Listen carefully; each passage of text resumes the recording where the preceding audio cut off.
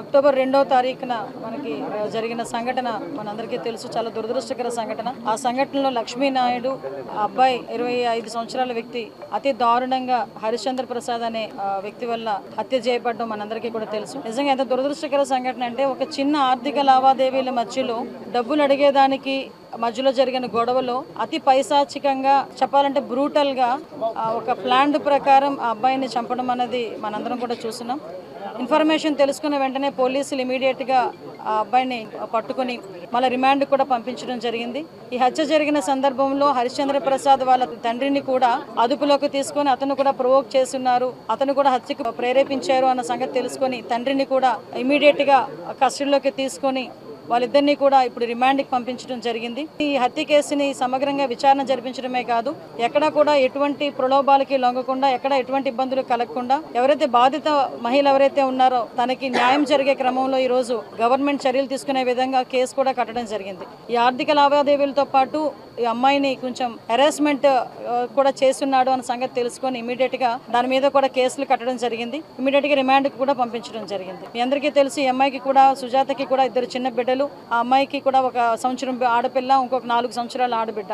అయితే ఈ హత్య జరిగేటప్పుడు లక్ష్మీనాయుడుతో పాటు వాళ్ళ తమ్ముళ్ళైన పవన్, అదేవిధంగా పినతండ్రి కొడుకైన భార్గవ్, వీళ్ళిద్దరూ కూడా తనతో పాటు ఆ బండి మీద ఉండటం కూడా మనందరికీ తెలుసు. వాళ్ళిద్దరు కూడా ఈ రోజు ఇంజూర్డ్స్ అయ్యి వాళ్ళందరూ గాయపడి ఈ రోజు గుంటూరు హాస్పిటల్లో ఈ రోజు అక్కడ ఉండటం కూడా జరిగింది. అయితే మనందరికీ తెలియాల్సిన విషయం ఏంటంటే ఈ రోజు గవర్నమెంట్ కూడా కంపల్సరిగా ఈ బాధిత మహిళకి, మన సుజాతకి కంపల్సరిగా న్యాయం జరగాలి, అదేవిధంగా వాళ్ళ తల్లిదండ్రులు కూడా న్యాయం జరగాలన్న దృక్పథంతో ఈ రోజు మేమందరం పాటు పనిచేస్తున్నాం.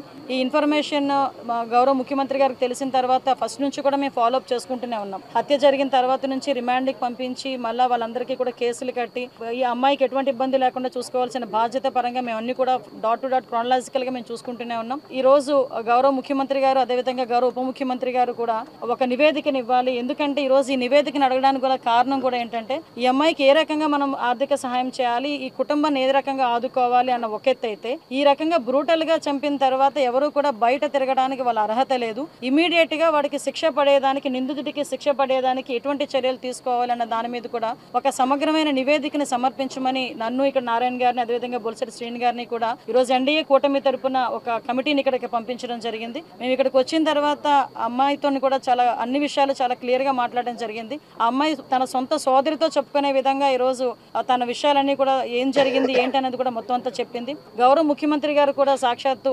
అమ్మాయితోని మాట్లాడడం జరిగింది, తనకి భరోసా ఇవ్వటం జరిగింది. అమ్మాయిని అన్ని విధాల కుటుంబ పరంగా, అదేవిధంగా అన్ని విధాల అమ్మాయిని ఆదుకుంటామని చెప్పి అమ్మాయికి భరోసా ఇవ్వడం జరిగింది. ఈ అమ్మాయి ఒకటే కోరుకుంటుంది, ఈ రోజు నన్ను ఇబ్బంది పెట్టి ఈ రోజు నా బిడ్డలకి తండ్రి లేని బిడ్డలను చేశారు, నాకు అన్యాయం జరిగింది, వాడికి ఎట్టి పరిస్థితుల్లోని శిక్ష పడాలి, ఎట్టి పరిస్థితులు బయటికి రాకూడదు, నాకులాగా ఏ అమ్మాయికి కూడా జరగకూడదు అని నన్ను దండం పెట్టి అడిగిందాం. నిజంగా చేయాల్సిన బాధ్యత కూడా మా అందరి మీద కూడా ఉంది ఈ రోజు. ఎందుకంటే ఎలా పడితే అలా ఇష్టానుసారంగా మేము చెప్పిందే వేదం, మేము ఎలా చెప్తే అలా జరుగుతుంది అనుకునే రకంగా ఉండి, ఎలా పడితే అలాగ అమ్మాయిలు ఇబ్బందులు పెట్టే పరిస్థితి వచ్చి ఇలా చంపుకునే పరిస్థితులు వస్తే డెఫినెట్ గా గవర్నమెంట్ చూస్తూ ఊరుకునే పరిస్థితి లేదు. డెఫినెట్ గా దీని మీద మార్నింగ్ కూడా మేము మాట్లాడినప్పుడు కూడా గౌరవ ముఖ్యమంత్రి గారు రిమాండ్ లో ఉన్న అతను బెయిల్ మీద బయటికి రాకుండానే శిక్ష పడే పరిస్థితి రావాలి, దానికి తగ్గట్టుగా న్యాయ నిపుణులతో సంప్రదించండి, వీలైతే ఒక స్పెషల్ కోర్టు కూడా ఏర్పాటు చేసి ఆ నిందితుడికి శిక్ష పడేట్టు చేయాలి అని చెప్పి గౌరవ ముఖ్యమంత్రి గారు కూడా ఆదేశాలు జారీ చేయడం జరిగింది. దానికి అనుగుణంగా ఈ రోజు మేమందరం కూడా పనిచేయడం జరుగుతుంది. నేను ఒకటే విన్నవించుకుంటున్నా, ఈ రోజు ఒక ఆడబిడ్డ తాలూకా కన్నీళ్ళు, ఒక ఆడబిడ్డ తాలూకా ఆవేదన, ఒక కుటుంబం, ఒక తల్లి తండ్రి తాలూకా కడుపు కోత.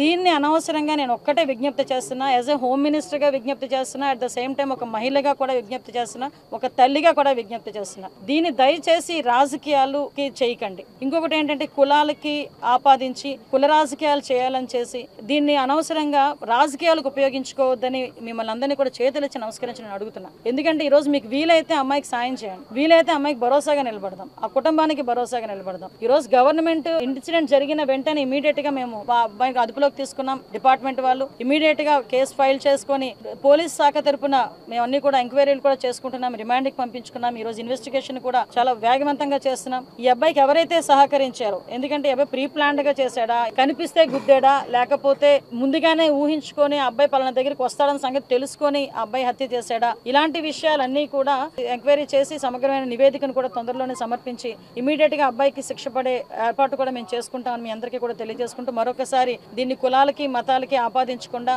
ఈ అమ్మాయి భవిష్యత్తుని రాజకీయం చేయకుండా ఆ అమ్మాయికి జరిగిన అన్యాయాన్ని రాజకీయం చేయకుండా వీలైతే అందరూ కూడా మానవతా దృక్పథంతో అమ్మాయికి సపోర్టివ్ గా నిలబడాలని మనస్ఫూర్తిగా కోరుకుంటున్నాం.